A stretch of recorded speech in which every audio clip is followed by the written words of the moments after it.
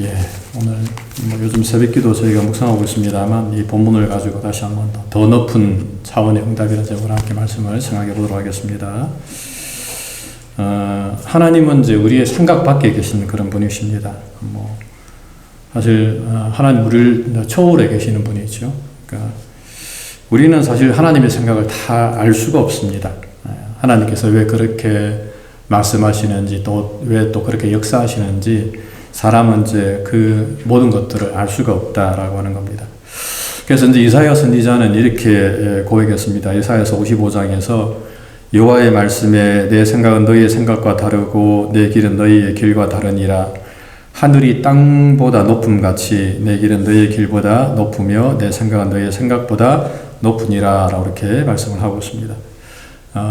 그렇습니다. 하나님은 이제 우리의 생각 밖에 계시는 분, 우리의 삶을 초월해 계시는 분이다라고 늘 성경은 말씀을 하고 있습니다. 그런 면에서 사실은 하나님은 오늘 본문의 제공 말씀처럼 더 높은 차원의 응답을 주시는 그런 하나님이다라고 우리가 생각을 해볼 수가 있습니다. 오늘 본문은 먼저 이 나사로의 발병이죠. 나사로가 병이 들었다라고 하는 것 때문에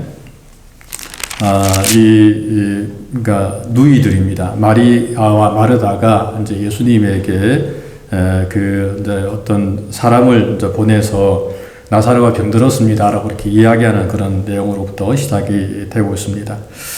3절에 보게 되면 이에 그 누이들이 예수께 사람을 보내 이르되 주여 보시옵소서 사랑하는 자가 병들었나이다 라고 이렇게 말씀하고 있습니다. 어떤 사람들은 하나님을 잘 믿으면은 어떤 고난도 겪지 않는다라고 이렇게 생각하는 사람이 있습니다. 참 믿음이 좋고 신앙생활을 잘하는 사람들은 어떤 어려움도 당하지 않고 만사 형통할 것이다라고 이렇게 생각하는 사람이 있는데 사실 이제 그것은 큰 착각이라고 이야기할 수가 있습니다. 성경은 하나님을 믿음에도 불구하고 얼마든지 어려움과 고난을 당할 수가 있다라고 늘 말씀을 하고 있습니다. 특별히 이제 성경에 보게 되면 늘 제가 이야기합니다만 도리어 하나님을 잘 믿는 사람들이 더 큰 어려움과 고난을 당할 수도 있다라고 하는 것입니다. 성경에 보면 구약에 나오는 인물들 중에서는 다윗 같은 경우에 이 다윗은 정말 하나님을 잘 섬기는 그런 사람이었지만 그가 이스라엘의 왕이 되기 전까지 이 사울 왕으로부터 많은 어려움과 고난을 겪는 것을 볼 수가 있습니다. 그리고 이제 그것은 사도 바울도 마찬가지입니다. 우리가 흔히 사도 바울이라 그러면 정말 이 믿음의 대가 아닙니까? 하지만 그럼에도 불구하고 이 사도 바울은 고린도후서에서 자신이 이 받은 고난에 대해서 이렇게 고백을 합니다. 형제들아 우리가 아시아에서 당한 환난을 너희가 모르기를 원하지 아니하노니 힘에 겹도록 심한 고난을 당하여 살 소망까지 끊어진지라 라고 이렇게 말씀을 하고 있습니다. 여기서 이제 살 소망까지 끊어졌다는 말은 생사의 기로에 죽음의 문턱을 넘나들었다라고 하는 그런 뜻으로 우리가 이해할 수 있습니다. 그렇습니다. 사도 바울은 정말 믿음이 좋은 사람이고 하나님을 신뢰하는 사람이었지만 그는 수많은 어려움과 고난을 당했다라고 성경은 말씀을 하고 있는 겁니다. 그러므로 우리가 정말 하나님을 잘 믿는 사람은 아무런 어려움 없이 만사 형통하게 잘 살 거다라는 생각을 우리는 결코 해서는 안 된다라고 하는 것입니다.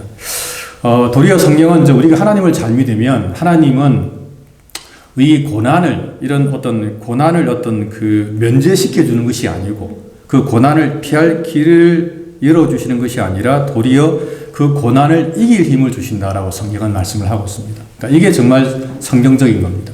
고난이 왔는데 하나님께서 그 고난을 이렇게 면제시켜 주시고 피할 길을 싹싹 열어주는 게 아니고 그 고난을 이길 힘을 우리에게 허락하시는 분이 바로 하나님이다라고 성경은 말씀을 하고 있는 것입니다.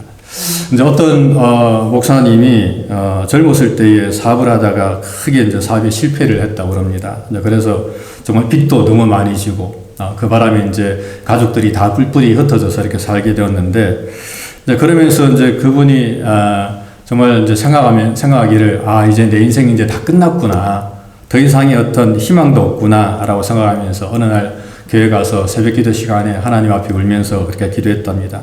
하나님, 이제 저는 정말 끝입니다. 저한테는 아무런 희망도 남아있지 않습니다. 라고 이렇게 고백을 했다고 합니다. 그런데 이제 그때의 그 마음속에 한 가지 음성이 들리기를 너는 끝이지만 나는 이제 시작이다라는 그런 음성이 들리더랍니다. 다시 말하면 이제 너는 끝났다고 생각하는데 그 끝난 자리에서 내가 다시 시작할 것이다 라는 그런 음성이 그 마음속에 들리더랍니다. 그리고 이제 그 음성을 통해서 그것을 듣고 또 그분이 나중에 이제 신학을 하고 나중에 이제 목사가 되고 그리고 또 많은 영혼들을 구원하는 그런 귀한 사역을 했다는 그런 간증을 제가 들어본 적이 있습니다. 여러분 그렇습니다. 믿는 사람도 얼마든지 어려움을 당할 수가 있다라고 하는 겁니다. 근데 문제는 하나님께서는 그 어려움을 극복할 수 있는 힘도 우리에게 허락해 주신다라고 성경은 말씀을 하고 있습니다.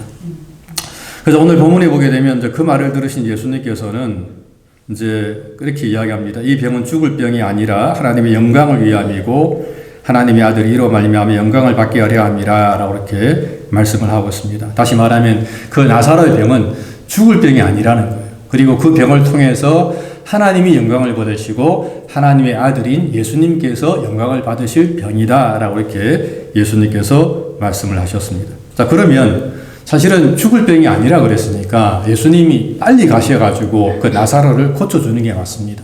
지금 나사로는 심한 병에 걸려갖고 죽어가고 있으니까 예수님께서 분명히 죽을 병이 아니라 그랬으니까 가셔가지고 이렇게 딱 고쳐주시면 좋은데 오늘 본문에 보게 되면 예수님께서는 이 나사로가 병들었다는 것을 들었음에도 불구하고 그곳에서 이틀을 더 머무셨다라고 이렇게 말씀을 하고 있는 것입니다. 그러니까 우리 생각에는 사실은 이게 이해가 안 되는 거예요. 아니 빨리 사람이 병들었으면 빨리 가서 고쳐주시면 되지 왜 그곳에서 이틀을 더 머무시는가 그 병자가 지금 죽어가고 있는데 라고 생각할 수가 있습니다. 사실 이것은 우리가 흔히 말하는 병원에서 말하는 이제 골든타임을 놓치는 거거든요. 우리가 그런 얘기 하잖아요. 환자 우리 이송할 때에 골든타임을 놓치면 안 된다고. 그래서 그것 때문에 앰뷸런스가 와가지고 막 환자를 싣고 막 앵거리면서 병원도 가고 그러는데 그러니까 그것을 놓쳐버리면 그 사람이 죽기 때문에 그것을 놓치지 않기 위해서 골든타임이라고 하는 것 우리가 만들어 놓지 않았습니까? 근데 오늘 본문에 보게 되면 사실 예수님께서는 이 골든타임을 놓치신 겁니다. 나사로가 병들었다는 것을 알았으면은 빨리 가서 고쳐주시면 그냥 그 나사로가 살아날 텐데, 안 죽고 살아날 텐데, 근데 예수님께서는 이틀 동안이나 그곳에서 머물러 계셨다라고 이렇게 말씀을 하고 있는 겁니다. 그렇다면 예수님께서는 왜 그곳에 머물러 계셨을까요? 그것은 바로 사실은 예수님께서는 더 큰 그림을 그리고 계셨기 때문입니다. 그러니까 사람들은 사실은 제가 앞에서 말씀드린 것처럼 사람의 생각은 늘 한정이 되어 있습니다. 사람은 늘 눈에 보는 것, 귀에 듣는 것, 뭐 1차원적인 것에만 늘 한정이 되어 있는 거예요. 그리고 이제 여기서부터 벗어나지를 못하는 겁니다. 근데 오늘 본문에 예수님께서는 그것을 뛰어넘어서 더 큰 그림을 그리고 계셨다라고 하는 것이죠. 그게 바로 뭡니까?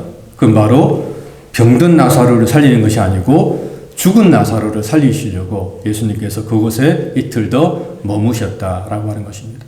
그런 면에서 우리는 늘 1차원적으로 사람들은 생각하는데 하나님께서는 3차원적으로 그 모든 것들을 그리고 계신다라고 성경은 말씀을 합니다.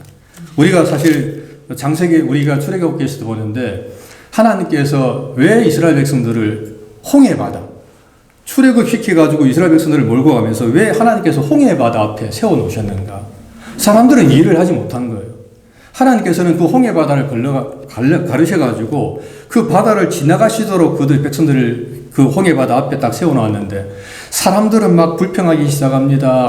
그냥 하나님한테 원망하고 모세한테 원망하면서 앞에 홍해바다고 뒤에 애국 군대 쳐들어오는데 지금 우리 다 죽게 생겼다고 네가 뭐냐고 막 그냥 그렇게 불평하고 원망하는 겁니다. 그러니까 사람들은 그것밖에 생각하지 못하는 거예요. 근데 하나님께서 그때 어떻게 하십니까? 홍해바다를 쫙 가르시잖아요. 도무지 상상도 할 수 없었던 일을 하나님께서 벌이시는 것을 볼 수가 있습니다. 그것은 여호수아서도 마찬가지입니다. 하나님께서 이 여리고성을 무너뜨릴 때에 여호수아와 이스라엘 백성들 보고 하루에 한 바퀴씩 그냥 돌아라고 이야기합니다. 사실 그거는 좀 너무 이상하잖아요. 활도 하나 쏘는 것이 아니고 한 바퀴씩 뺑뺑 돌다가 이제 안식 일주일 때 딱 됐을 때 그 성을 향해서 와 외치라 하라고 하니까 그 성이 그냥 우르르 무너지는 것을 볼 수가 있습니다. 그러니까 사람들은 이런 부분에서 하나님께서 어떻게 역사하실지 아무도 모른다라고 하는 것이죠. 근데 하나님께서는 그 인간의 생각을 뛰어넘어서 역사하시는 분이다라고 성경은 우리에게 말씀을 하고 있습니다. 그것은 우리가 저지문 외에도 우리가 살펴봤던 것처럼 오병이어의 기적도 마찬가지입니다. 예수님께서 그 물고기 2마리 보리떡 5개를 가지고 하늘을 향해 축사할 때에 그 누구도 예수님께서 그것을 가지고 그 수많은 한 2만 명이나 되는 사람들을 먹이실 것이라고는 아무도 생각을 하지 못한 겁니다. 근데 예수님께서는 그것을 통해서 그 수많은 사람들을 먹이는 기적을 베푸는 것을 우리가 볼 수가 있다라고 하는 것이죠. 그리고 그것은 오늘 본문도 마찬가지입니다. 사실은 우리가 생각할 때는 정말 빨리 가서 이 나사로를 살려내는 것이 우리가 맞다고 생각하는데, 하지만 예수님께서는 이 나사로, 그러니까 나사로를 우리 살려주되, 그러니까 만약에 예수님께서 가셔가지고 그 병든 나사로를 살려줬다면은 사실은 그것은 그냥 어떻게 보면은 그냥 평상시에 예수님께서 환자를 고쳐주신 것밖에는 되지 않는 겁니다. 사실 우리 복음서에 보게 되면 예수님께서 많은 환자를 고쳐주지 않습니까? 그 중에 그냥 나사로 한 사람 고쳤다라고 밖에 기록이 안 될 텐데, 근데 너무 놀랍게도 오늘 본문 이 요한복음 11장은 예수님께서는 그 병든 나사로가 아니라 죽은 나사로를 구원해 주셨다, 살려 주셨다라고 이렇게 오늘 본문은 기록을 하고 있는 것입니다. 그러므로 이것은 사실은 또 다른 차원에서의 어떤 하나님의 놀라운 표적이라고 이야기를 할 수가 있습니다. 그런 면에서 사실 우리들은 늘 1차원적으로 우리가 생각을 할 수밖에 없는데, 하지만 하나님은 3차원적으로 생각을 하시므로 우리가 거기에 대해서 때로 우리는 우리가 생각한 대로 문제가 잘 풀리지 않고 어려움이 있게 되면 그것 때문에 우리가 때로 불평하고 원망할 때가 참 많이 있습니다. 대부분의 사람들이 그렇게 합니다.